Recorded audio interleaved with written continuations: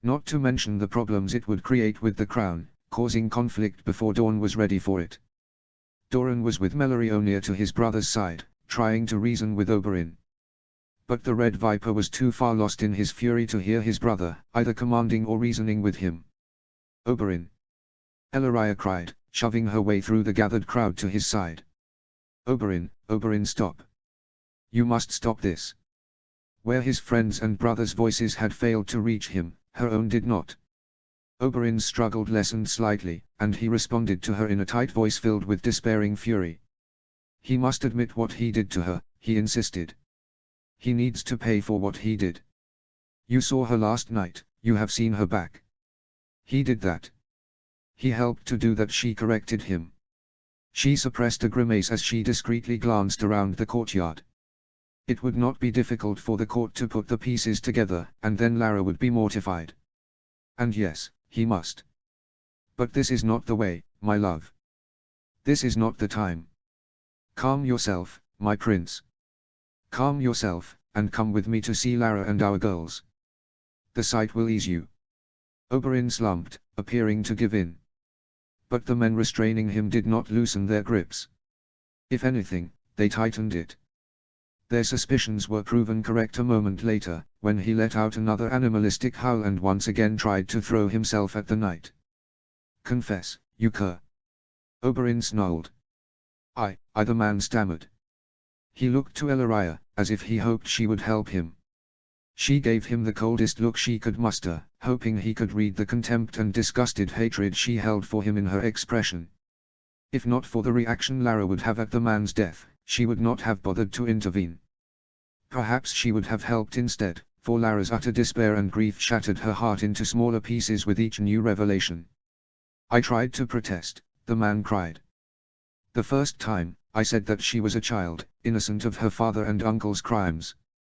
But King Joffrey said that only a traitor would defend a traitor's child, and I tried to be gentle, to only hit her where her guns were thickest.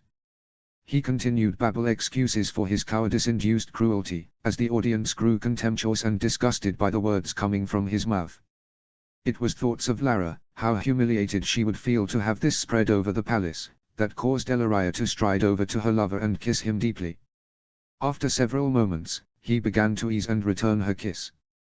The other knights released their prince, but remained ready to grab his again if necessary. Though by now they probably wanted to help him in his desire for revenge, not prevent it. Come with me, my love, she urged Oberyn after pulling away from him. We will hold our love, see our children. Think of how Lara will feel, should you kill him. He sighed and leaned his forehead against hers for a moment, before pulling away to glare icily at the cowering Kingsguard. Ellaria sneered at the pathetic man in contemptuous loathing. Make no mistake, you live purely because Ellaria intervened, he warned him. But know this, you will never be in my wife's presence again. Should you enter a room she is in, or the reverse, you will leave instantly, giving her all the respect she is due to as a lady paramount and a princess. Should I learn that you have so much as breathed too loudly near her, should you ever force her to endure your presence again, you will wish that I slit your throat. And you will stay away from my daughters and niece, also. If I learn you have tainted the air that they breathe with your foul breath, I will kill you. Understood? He waited until the shivering man had nodded fearfully, before coldly turning his back, taking Ellaria's arm in his own, and stalking away, shoulders rigid. It is only a stay of execution, he whispered to her as they headed back to their chambers where Lara was resting, worn out from the unfamiliarity of the Dornish heat and their travel. But I will have his head soon enough. His and all the others who helped in her torment. You will, beloved, she replied softly, tracing a soothing pattern on his wrist. You will. But for now, Lara must be our chief concern, not vengeance. He lifted her hand to his lips to brush a kiss over it gently. Teomo, mi amor, I love you, my love, dot. Teomo también, I love you too, she responded easily and lovingly. Chapter 21. The Reunion of the Wolves. Shadow City, the 27th of April, 299 AC. Lara. Lara knew that it was a bad idea, and probably very selfish too. She was putting not only herself but also her unborn babe at risk. It was unforgivable of her. She ought to alert her husband to the contents of the note she'd found in her bedchamber that morning. She ought to admit to Sir Demon that she had not asked to go to the bazaar because she wanted to choose some new cloth for the clothes she was sewing for her approaching babe, as she had claimed to him. But she could not bring herself to do so. There was a strong chance that the whole thing was a trap, she knew that perfectly well. It could be one of the Starks' enemies, or those of the Martells. It could be one of her husband's many personal enemies, eager to snatch away his wife to use her against him. Her condition had not been formally announced to the public, but she knew that it became more obvious with each day that passed. She was being a reckless fool, endangering herself and her babe. But the note had been written in the old tongue, and signed with Rob's signature. Surely, nobody could mimic it so well. Drold could, a voice whispered in the back of her mind, as she pretended to compare two lengths of orange cloth, nodding absently to the merchant's cheerful words, though in reality she had no idea what he was saying. Drold had always been wonderful at copying people's handwriting. How many times did he get out of doing something he did not wish to do by forging a note in Mather or Ather's writing and giving it to their tutors, or pull a prank by leaving love notes in others' rooms? Drold was good at the old tongue, too. He was so intelligent, her father had asked if he wanted to attend the university, or even the Citadel. He had refused the offer, saying that he did not wish to be an academic. But he could have forged that note easily. She sighed and placed down the fabric in her left hand, choosing the other purely to end the whole farce. The merchant waved her off when she attempted to pay him. The Martells were as beloved by the people of Dawn as the Starks were by their own people, and it was rare that a vendor would accept her coin. "No, no, princess," he exclaimed. "I am honored to know that my cloth will be used by a Martell. Es gratis para usted, it is free for you formal. Muchas gracias, señor, thank you very much, sir," she replied, giving in, though she discreetly left some coins on the table as she turned away. Usually, she would have argued with him to let her pay, but not today. It was nearly time, and she had to decide if she would go or not. And, if she decided to go, she had to slip away from her vigilant guard as well. Whom was she trying to fool? Of course, she would go. For all that none of her attempts to reach Ty's mind since her accidental walk on the ship had worked, for all that she knew the likelihood of this being a cruel trick was higher than she could count, she was still going to go. She would go because there was a faint chance that it wasn't a trick, that Rob and Arya really were alive. Nothing could ever keep her from them if they were. Not even the knowledge that she would terrify her husband and lover by disappearing without a word or a guard. In truth, she had made her decision the moment that she had failed to go and tell her husband or Elaria or anyone else about the note in her rooms. She knew that, when they learned she had disappeared, they would all be frantic for her and the babe. The entirety of Sunspear and the Shadow City would probably go into an uproar, assuming the worst had happened and she had been kidnapped. At least if it were a trap, they would learn of it early enough.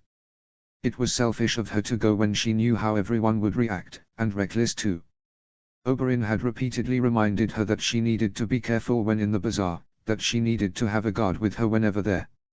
It was not like Winter City, with few foreign merchants visiting, and all of the residents willing to die for the Starks who protected them in return. There were many thieves and low-lives constantly passing through the ramshackle city. She was deliberately disobeying him for the first time, endangering herself and their child in the process. For all there were far more reasons for her to return to the palace than there were for her to take the risk, Lara would still do it. Pack is everything, and everything is the pack, her father had told them 1,000,000 times. When all else fails you, you shall always have your family.